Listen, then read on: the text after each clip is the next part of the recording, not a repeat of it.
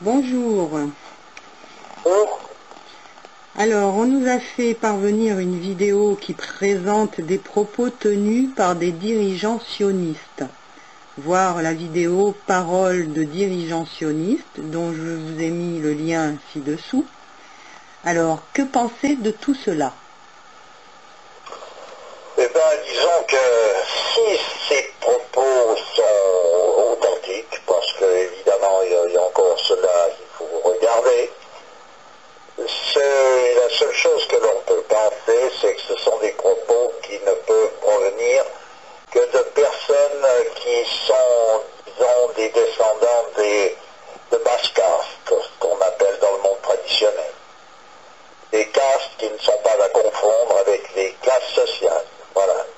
C'est-à-dire que c'est une caste d'esclaves, en l'occurrence, qui ne peut tenir que des propos comme ça, parce que l'art du sordide est réservé plutôt justement aux esclaves, c'est-à-dire à ces castes inférieures. Voilà.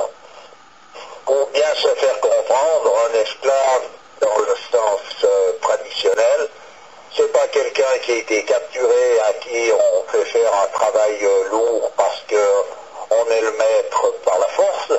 C'est tout simplement des personnages qui, n'ayant pas les aptitudes de gérer leur existence véritablement eux-mêmes. Je ne parle pas de la gérer par rapport à une société qui, elle, est anarchique, comme celle dans laquelle nous évoluons en ce moment.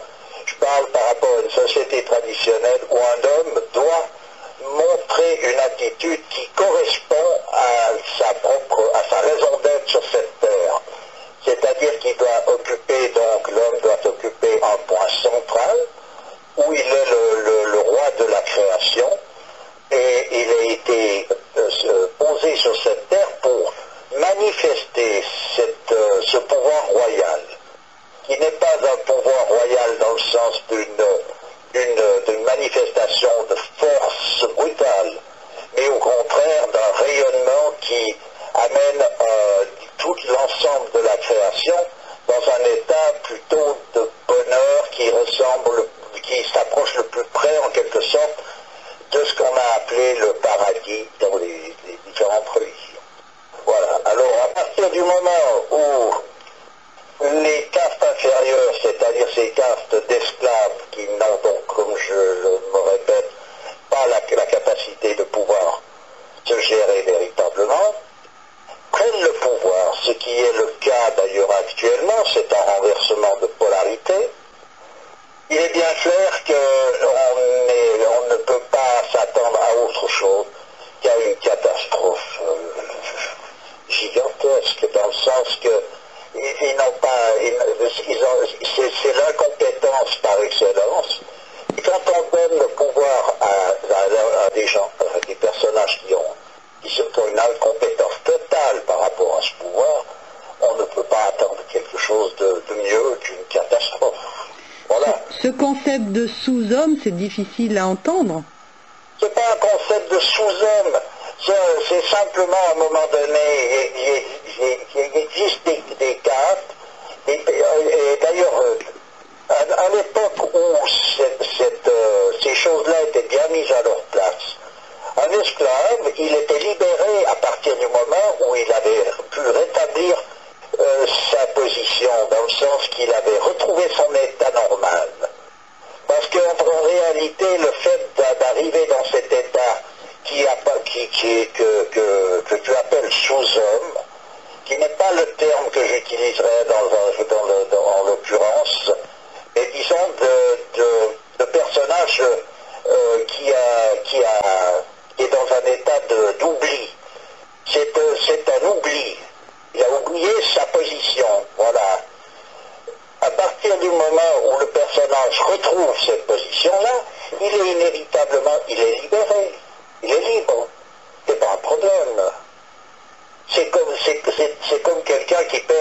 donné la notion de quelque chose, on l'aide à pouvoir rétablir cette position. Et si un esclave, dans les conditions traditionnelles, il n'était pas un personnage qui était rabroué ou tenu comme un personnage inférieur, comme on l'entend de nos jours. Il était, d'ailleurs, s'il faisait une action qui n'était pas conforme ou qui dérangeait une partie de la société, on tenait pour responsable son maître parce que c'est à lui de se préoccuper, puisque le personnage n'a pas la faculté de pouvoir gérer son existence comme il se doit en regard de Dieu, parce que c'était dans ces conditions-là que les choses étaient vues. On tombait sur le maître, ce qui veut dire que c'est le maître qui était responsable, dans le sens qu'ici il y avait quelque chose à rouge pété, c'était pas un vrai esclave, puisque lui n'est pas responsable de ses actes. C'était un personnage mis sous tutelle, en fait. Voilà, c'est une forme de tutelle qui actuellement, où c'est compliqué de saisir ça, c'est comment on a renversé les valeurs de la société. On met sous tutelle des gens qui ont justement, on peut mettre en tout cas sous tutelle des personnages qui ont justement les compétences voulues par rapport à ce que doit être un homme, et on laisse en liberté des personnages qui sont dans l'incompétence la plus totale. C'est ce qu'on rencontre d'une façon générale chez des hommes politiques, qui sont censés diriger une humanité, mais en réalité ils ne dirigent pas une humanité, puisqu'ils n'ont pas des capacités pour diriger l'humanité. Ça peut être des gens qui ont des capacités très particulières pour diriger une usine, une fabrique de pièces de ceci ou de cela. C'est possible ça, mais ça demande pas une connaissance vraiment, disons, qui sort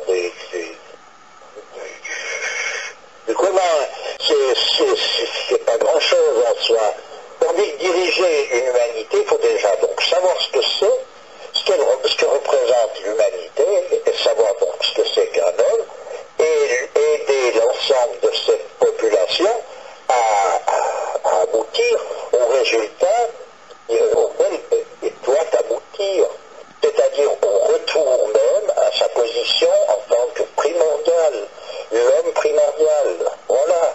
Moi, quand tu me parles de caste, je pense à l'Inde et je pense à injustice quand même.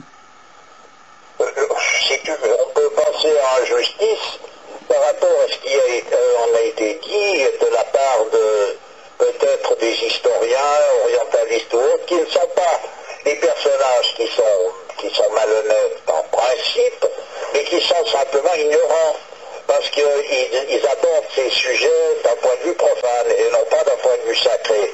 Ce qui veut dire que ce n'est pas possible d'aborder le sacré d'un point de vue profane sans arriver dans une aberration. Ça n'est pas possible, tout simplement. Donc il ne faut pas confondre les castes avec des classes sociales. Voilà. Il faut bien être précis là-dessus. Alors explique-moi ce qu'est une caste. Une caste, c'est justement quelque chose qui correspond à une vocation. C'est-à-dire qu'il y a des personnages qui sont plus près de l'auteur, on pourrait dire, de la création, de par leur affinité, de par leur position centrale, leur état. C'est un état. Une caste, un homme de telle caste ou telle autre, c'est un état. Alors il y avait en Inde, pour en revenir à l'Inde, puisque c'est vrai que les castes ont été mis en évidence chez eux beaucoup plus qu'ailleurs, mais ailleurs, toutes ces choses-là ont été vécues de la même façon, mais on n'en a simplement pas parlé de la même façon. Mais les personnages qui détenaient ce qu'on appelle l'autorité spirituelle, c'était donc les castes brahmanes qui étaient des personnages qui étaient plus près, en quelque sorte, si on veut prendre un langage théologique, les plus près de Dieu, dans le sens de pouvoir transmettre en quelque sorte les ordonnances divines. Voilà. C'est eux qui étaient les vrais dirigeants autorités. En suivant, il y avait donc les Kshatriyas qui étaient la caste royale, où on faisait des personnages, des rois, des guerriers, c'est-à-dire des gens donc, qui étaient caractérisés souvent par leur noblesse. Tout ce qu'ils faisaient, ils accomplissaient les choses avec noblesse, avec générosité, parce que la noblesse, elle est en quelque sorte une expression directe de la générosité en tant que telle. Voilà. Ensuite de ça, il y avait les personnages qui, eux, constituaient toute une collectivité de gens de métiers, d'artisans, etc., qui ne se préoccupent pas de diriger un ensemble, une collectivité, ne serait-ce que j'entends par rapport à une position où ils n'ont pas la position ni d'un roi, ni d'une autorité. Ils représentent en quelque sorte toute cette collectivité de métiers, et ces métiers devaient être faits, inévitablement, en rapport avec le génie même de ce métier, qui lui donc était encore, ces métiers étaient de nouveau des voies qui amenaient toujours au même centre. Mais tout le monde n'est pas fait pour faire la même chose. Donc les castes, c'est ça en quelque sorte.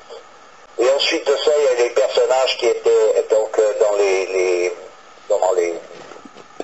Shudras, qui étaient ils sont des personnages qui accomplissaient les travaux, plutôt des travaux lourds, qui ne demandent pas nécessairement une réflexion de la même manière ou une attitude. C'est pas pareil, ils sont dans des travaux lourds, voilà. Mais bon, c'est pas péjoratif en soi. C'est simplement, ça correspond à des vocations. Comme tout un chacun il n'y a pas d'égalité véritable sur ce plan-là. L'égalité se situe, quand il est dit nous sommes tous frères dans une religion, c'est une véritable fraternité qui est encore plus fondamentale. Raison pour laquelle chaque homme de chaque caste se doit d'agir selon le génie de sa caste pour pouvoir démontrer sa véritable fraternité par rapport à ses frères qui peuvent être eux d'une autre caste. Et ça c'est valable aussi bien pour ce qu'on appellera une basse caste ou une haute caste, puisqu'on parle de bas et de haut par rapport au ciel qui est le haut et la terre qui est le bas, mais non pas par rapport à des données individuelles modernes qui sont toujours en quelque sorte quelque chose qui est profane. Voilà. Là, il ne s'agit pas de profane, il s'agit d'une règle, d'un ordre, qui correspond à des principes, c'est-à-dire un principe universel qui régit tout ça. C'est normal qu'il y ait des différences, c'est normal qu'il y ait des personnages différents, comme il y a des arbres différents, des fleurs différentes. Et après qu'il y ait une prédominance, un emplacement par rapport à une autre, c'est pas le problème, c'est pas un problème. Le problème, il est dans la vision qu'on a de ces choses-là, et le point de vue profane, il est avant tout un point de vue d'ignorant. Ce qui veut dire qu'on ne peut pas toucher ces choses-là par rapport à un point de vue profane, c'est pas possible, sous peine de se trouver totalement à côté de la question. Voilà. Donc l'esclave d'avant et l'esclave de maintenant, ça n'a rien à voir finalement. C'était tellement rien à voir que c'est un renversement total au même titre, en quelque sorte, que le dirigeant politique actuel par rapport à une autorité véritable. C'est tellement à l'opposé que c'est plus que le contraire, on pourrait dire. Le contraire, c'est encore imaginable. Là, c'est impensable d'en arriver où on en est arrivé. Donc on peut conclure que ce sont ceux qui sont les plus loin de Dieu qui dirigent le monde actuellement. Mais c'est ça, c'est normal d'ailleurs, c'est leur tour, chacun son tour. Donc il faut qu'on en arrive à ça. Écoute... Simplement, c'est un signe bien précis de la position dans laquelle l'humanité se trouve par rapport au mouvement-ci. Ben écoute, je te remercie. Je t'en prie, c'est avec plaisir. Au revoir.